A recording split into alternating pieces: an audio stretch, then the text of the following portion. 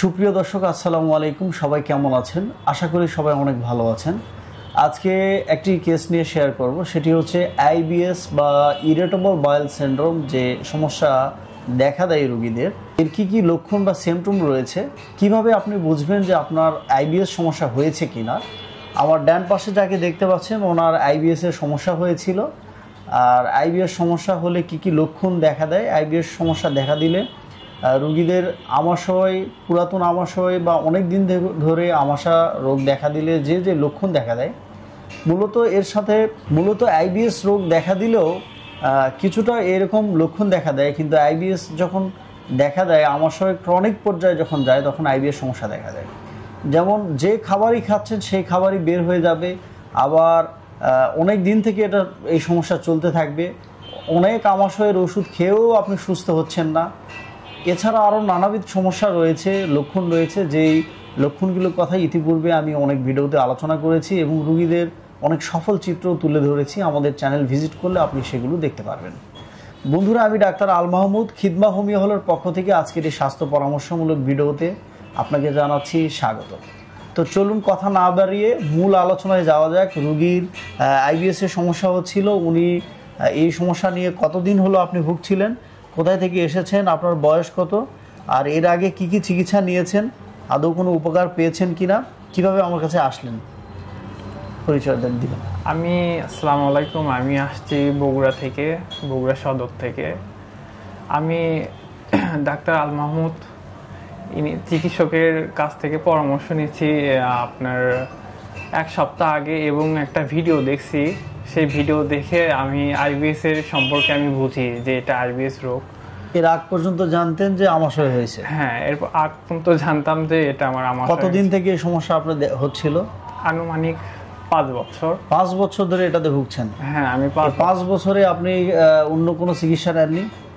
আমি প্রায় সব চিকিৎসাই করছি, যে কোনো চিকিৎসা, এলোপ্যাথি। আচ্ছা, তো এর ইতিপূর্বে যে চিকিৎসকের কাছে গিয়েছেন, চিকিৎসা নিয়েছেন, তাদের কাছে যখন সমস্যার কথাগুলো বলেছেন, তারা কেউ কি এ পর্যন্ত আপনার যে আইবিএস হয়েছে এটি কি আইডেন্টিফাই করেছেন?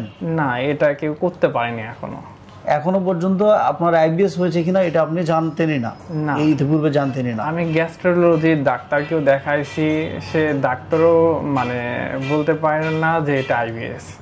ইতিপূর্বে আপনার কোনো পরীক্ষা নিরীক্ষা ডায়াগনোসিস করা হয়েছিল? হ্যাঁ, আমার প্রায় সব ধরনেরই পরীক্ষা করা হয়েছে পেটের, কিন্তু এই ধরনের কোনো সমস্যা।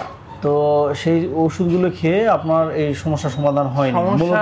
মূলত তারা তো আমাশয়ের আপনার মেডিসিন দিয়েছে, হ্যাঁ, আর সেই অনুযায়ী আপনিও খেয়েছেন। হ্যাঁ, কিন্তু এটা খাওয়ার পর এটা আরো বৃদ্ধি পায়, এটা আরো। আচ্ছা, আর এই আপনার কি কি লক্ষণ এখন দেখা দিচ্ছে বলেন? দিনে কয়বার আপনার মলত্যাগ হয়? দিনে 2 বার, কোনো সময় আবার ধরেন যে 1 বার, এটা কোনো। আর যখন আপনার এই সমস্যা হয় তখন শরীর দুর্বল লাগে? হ্যাঁ, শরীর প্রচন্ড দুর্বল লাগে, চোখের ধার কালো হয়ে যাবে, মাথা ঘুরবে, ঘুম পাড়তে পারবে না রাত্রে। এখন বয়স কত চলছে? আমার 26। আচ্ছা, বিয়ে করছেন? হ্যাঁ। আচ্ছা, শারীরিক দুর্বলতা অনুভব করছেন কি? হ্যাঁ। আগে যেরকম সময় পেতেন, টাইম এক্সপেন্ড করতেন ওয়াইফের সাথে, সেরকম কি এখন ওই লেভেলে পারতেছেন? না। এখন যৌন দুর্বলতাও এখন দেখা দিয়েছে? হ্যাঁ, আসল কথা কি, এই রোগটা দেখা দিলে আপনার পুরো শরীরেই সমস্যা দেখা দেবে। সেটি আপনি নিজেই ফেস করছেন। আগে শরীর আলো ভালো ছিল আপনি বলেছেন, এখন শরীর অনেক খারাপ হয়ে গিয়েছে, শারীরিক স্ট্রেংথ পাচ্ছেন না, মানে যে কোনো কাজে পরিশ্রমের কাজ সেটা করতে পারতেছেন না, শরীর দুর্বল লাগতেছে। ঘুম কেমন হচ্ছে? ঘুম কোনো দিনে হয় না সারা রাত, আবার কোনো দিনে আবার কোনোবার আবার হয়। আর বেশিরভাগ ক্ষেত্রে ঘুমের সমস্যা হচ্ছে। ঘুমের সমস্যা হয়, এটা ঘুমের সমস্যা হলে এটা আরো বৃদ্ধি বেশি পায়। হ্যাঁ, ঘুমের সমস্যা বৃদ্ধি পায় যখন আইবিএস মেজাজ খিটখিটে থাকে। হ্যাঁ, তো বন্ধুরা, আইবিএস সমস্যা দেখা দিলে রোগীর মুখে শুনলাম এই সমস্যাগুলো দেখা দেয়। এছাড়া তাদের সেক্সুয়াল পারফরমেন্সটা অনেক লো হয়ে যায়, তারা স্ত্রীদেরকে সময় দিতে পারে না, যৌন আগ্রহ কমে যায়, খাবারে অরুচি চলে আসে, মেজাজ খিটখিটে থাকে, কোনো কাজে তারা ইমপ্রেশন দিতে পারে না, কাজে এনার্জি হারিয়ে ফেলে। তো এই সমস্যাগুলো মূলত দেখা দেয় আইবিএস সমস্যা দেখা দিলে। বন্ধুরা, এই আইবিএস সমস্যা থেকে যদি আপনি মুক্তি পেতে চান, তাহলে হোমিওপ্যাথি চিকিৎসার বিকল্প নেই, কেননা হোমিওপ্যাথি চিকিৎসায় আইবিএস সমস্যা চিরতরে সমাধানের উপায় রয়েছে, স্থায়ীভাবে আরোগ্যের উপায় রয়েছে।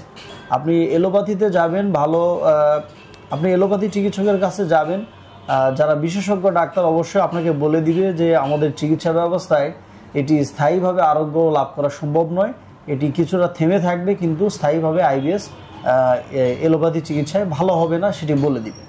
অনেক গ্যাস্ট্রোলজি, অনেক ডক্টর, সিনিয়র ডক্টর, তারা যখন একেবারেই রুগী সম্পূর্ণ সুস্থ হচ্ছে না, রুগীর অবস্থা খুবই খারাপ, যারা সৎ ডাক্তার সততার সাথে চিকিৎসা দিয়ে আসছেন, আমাদের কাছে সেই রুগীদেরকে রেফার করেন, আমাদের কাছে পাঠান যে একজন হোমিও চিকিৎসকের কাছে আপনি যান, ভালো হোমিওপ্যাথি চিকিৎসার মাধ্যমে আপনি আইবিএস চিরতরে মুক্তি পেতে পারেন, অমুক জায়গায় যান, গিয়ে আপনি চিকিৎসা নিন, ইনশাল্লাহ সুস্থ হতে পারবেন। আসলে এতে করে কোনো চিকিৎসা ব্যবস্থাকে ছোট করে নয়, পৃথিবীর কোনো চিকিৎসা ব্যবস্থায় 100% শতভাগ পরিপূর্ণ নয়। একটি চিকিৎসা ব্যবস্থা আরেকটি চিকিৎসা ব্যবস্থার পরিপূরক। মানে হচ্ছে অনেক চিকিৎসা রয়েছে যেগুলাতে প্রয়োজন বোধে আমরা এলোপ্যাথি চিকিৎসার জন্য রুগীদেরকে রিকমেন্ড করি। যেমন কোনো রুগী, সে ফর এক্সাম্পল, এমন একটি রুগী যে সার্জারি কেস চলে এসেছে, যে সে একদম লাস্ট স্টেজে আমাদের কাছে এসে পড়েছে, এমন সময় সে এসেছে যে তার ফার্স্ট স্টেজে, সেকেন্ড স্টেজে তার আসার কথা ছিল। যেমন হতে পারে রুগীর পিত্তথলিতে পাথর, গল ব্লাডার স্টোন হয়েছে। এই রুগীরা লাস্ট স্টেজে যখন চলে আসে, তখন কিন্তু হোমিওপ্যাথি চিকিৎসার মাধ্যমে কিন্তু এটি কভার করা সম্ভব নয়, অথবা এলোপ্যাথিতে কোনো ঔষধ দ্বারা চিকিৎসা দিলেও কিন্তু এটি ভালো হওয়া সম্ভব নয়। ওই সময় কিন্তু সার্জারি মাস্ট প্রয়োজন হয়ে যায়।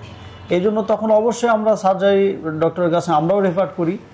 আর সকল ধরনের টিউমার এবং সকল প্রকার এই আইবিএস এবং আমাশয়জনিত যে সমস্যাগুলো রয়েছে এবং সেক্সুয়াল সমস্যা, যৌন দুর্বলতা রয়েছে, হোমিওপ্যাথি চিকিৎসায় এটি কিন্তু পরিপূর্ণ সুস্থ হওয়া সম্ভব। তো বন্ধুরা, যাদের আইবিএসের সমস্যা হয় তাদের কিছু নিয়মাবলী রয়েছে, মেডিসিনের পাশাপাশি নিয়মাবলী অবশ্যই মেনে চলবেন। আপাতত সুস্থ হওয়ার আগ পর্যন্ত দুধ বা দুধ জাতীয় খাবার থেকে আপনি বিরত থাকুন, চা এবং কফি খাওয়া থেকে বিরত থাকুন, এছাড়া মাস্টারবেশন বা হস্তমৈথুন করা থেকে বিরত থাকুন, আর আপনি বেশি রাত্রি জাগরণ করা থেকে বিরত থাকুন, পরিশুদ্ধ পানি পান করুন, ভাজা পোড়া খাওয়া থেকে বিরত থাকুন, এবং শুকনা মরিচ দ্বারা রান্না করা কোনো খাবার খাওয়া, শুকনা মরিচ ভেজে বা সেটি গুঁড়া মরিচ খাওয়া থেকে বিরত থাকুন, শুধুমাত্র কাঁচা মরিচ দিয়ে রান্না করা খাবার খাবেন। লাউ, পেঁপে, পটল এবং যেটি তরকারি কলা বলা হয়, আনাজি কলা, এই কলা ঝোল তরকারি খাওয়ার চেষ্টা করুন। 7 আপ, আরসি, কোকাকোলা এগুলা বাইরের খাবার বা কেমিক্যাল জাতীয় খাবার খাওয়া থেকে বিরত থাকুন। আপনি বোধহয় এই নিয়মকানুনগুলো মেনে চলেছিলেন আমার ভিডিওগুলো দেখে।